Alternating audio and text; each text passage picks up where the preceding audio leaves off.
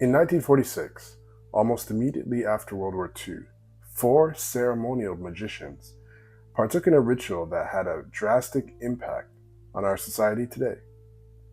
They were Jack Parsons, the founder of the Jet Propulsion Laboratory, L. Ron Hubbard, the founder of Scientology, Marjorie Cameron, Jack Parsons' lover, and another unnamed magician. It is said that this sex cult ritual was successful in opening a portal in which higher entities were able to make their way into the physical realm and communicate with their summoners. According to Parsons, the goal of this ritual was to invoke the spirit of Babalon in human form, almost as a messianic figure. The ritual took place at 9 p.m. on January 4th and lasted for 11 days until January 15th. During this time, they began to experience very frequent supernatural activity, including windstorms in their house, tall light beings appearing in the corners of their rooms, being physically touched and pushed by an unseen force, and many other things like this. One of the ceremonial magicians even became paralyzed for 24 hours after being assaulted by one of the unseen forces. On the ending date of all this, according to Parsons, the feeling of uneasiness that they first felt when they started the ritual abruptly ended, and it was at that moment that he proclaimed that the work they had been doing for days was finally completed. His ritual partner described a vision he had of a woman riding a cat-like beast, similar to the one described in Revelation chapter 17.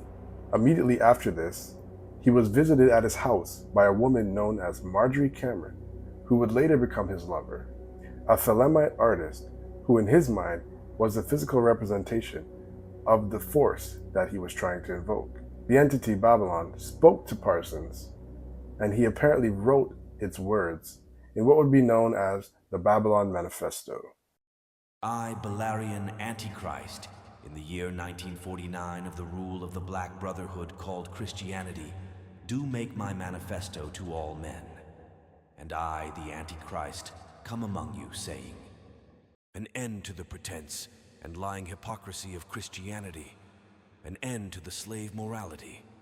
I shall bring all men to the law of the Beast 666, and in his law I shall conquer the world.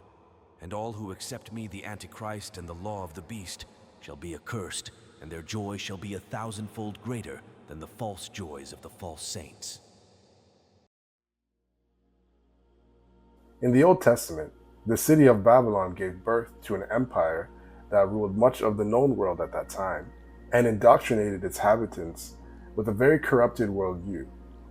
Out of this culture, many of the things that are today deemed as evil or counterproductive to a healthy society, things such as black magic, idol worship, and even perverted sexual practices. The Babylonian Empire fell suddenly to the Persians, and as a consequence, they experienced many of the same brutalities that they previously inflicted on the Jews and the other nations that they conquered.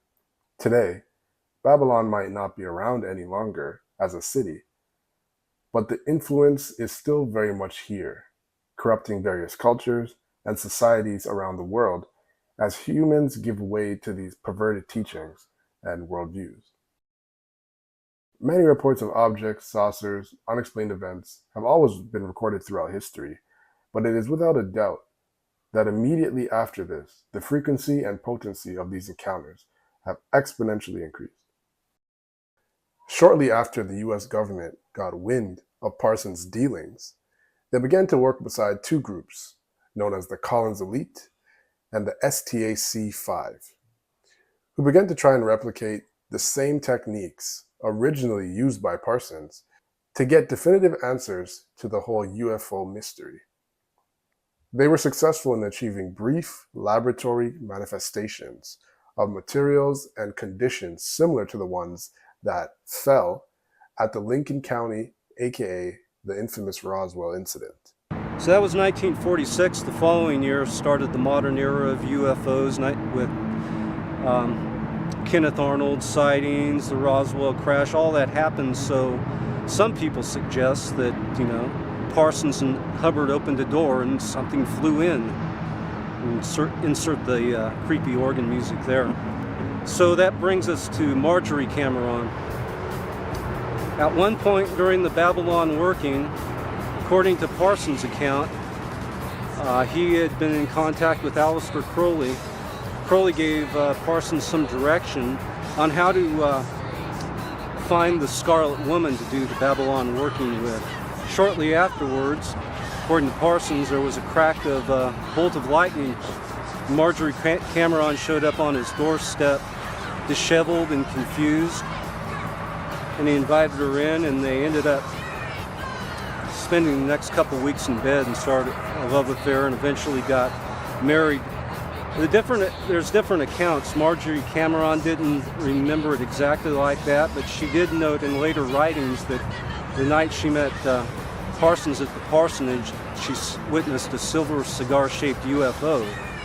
And to Parsons, this was a sign that she was the chosen one. She also had flaming red hair, green eyes, so she fit perfectly the role of the Scarlet Woman. At the time, Parsons still had a security clearance with the US government for his work in the development of rocket experiments, but this would soon change when the US military would launch an investigation on him due to the erratic nature and the frequency of UFO sightings around America immediately after his occult workings. His clearance was revoked, and then shortly after this, Parsons met his demise in 1952 in a not-so-mysterious explosion. I say not so mysterious because in one of Parsons' writings, he describes contact with Babalon in another ritual where he is instructed that to complete his work, it is not certain that he would survive. But if he did, he would, and I quote, attain his true will and manifest the Antichrist. Since the start of the 50s, it's not surprising that UFO cult religions started gaining popularity. What most people don't know is that many of them started with contactees relaying information with these alien entities through occult techniques such as scrying and automatic writing. The US government at that time also kept close tabs on them, especially in the early days, to reduce the risk of anyone else attempting another Parsons-style ritual.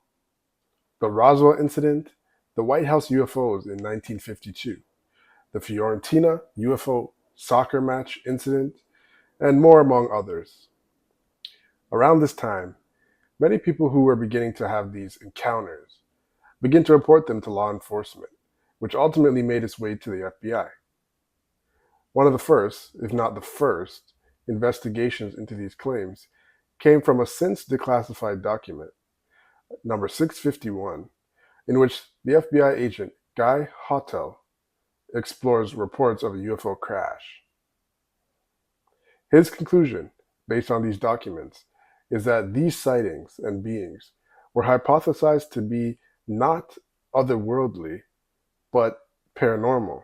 No follow-ups have been made on this investigation. Since being declassified, this memo has gotten major attention from the public, being the most viewed case of all declassified FBI documents that is available online today. But this is not the first time that ufology has been connected to the occult practices. In World War II, the Nazi Party had an entire military branch dedicated to occult science and intelligence to give them an edge in winning the war. They also used it to create a superior Aryan culture, which would be adopted by the Third Reich after the war's end. It is said that the supposed Vril and Anunnaki societies even took the information that they got from channeling beings to create highly advanced technology and weaponry that were spotted by Allied forces throughout all theaters of the war. Photos, documents, and blueprints of machines like the Haunebu 2 was discovered post-war, which proved that these theories were more than just rumors. They were theorized to have been destroyed along with many other machines to avoid them falling into Allied hands after the defeat of the Axis powers in 1945. Since then, the main topic of ufology has been linked to a thing like science fiction and almost downplayed as a fun topic similar to Star Wars or Stargate SG-1 or something of that sort. But nevertheless, these original encounters have been mostly negative and traumatizing to the people who have gone through them. For around 80 years, the topic of UFOs has been viewed as mostly science fiction in the public eye. For government organizations, they have done very little to change that perception. With disclosures such as the 2022 United States Congress hearings and the Pentagon UAP videos, it is no coincidence that this information is being released at this specific time. Leaders around the world hide these views under the guise of environmentalism, public safety, and progressive thinking, but ultimately, the goal of worldwide totalitarianism is in full effect, as was said by our world leaders, by Jack Parsons, by Aleister Crowley, and which was prophesied in the Holy Bible. The story does end on a happy note, as the book of Revelation details the defeat of the Antichrist figure and the destruction of the totalitarian government, and the reestablishment of a holy world system for the rest of eternity. My name is Brandon Benjamin, and I hope you enjoyed this video.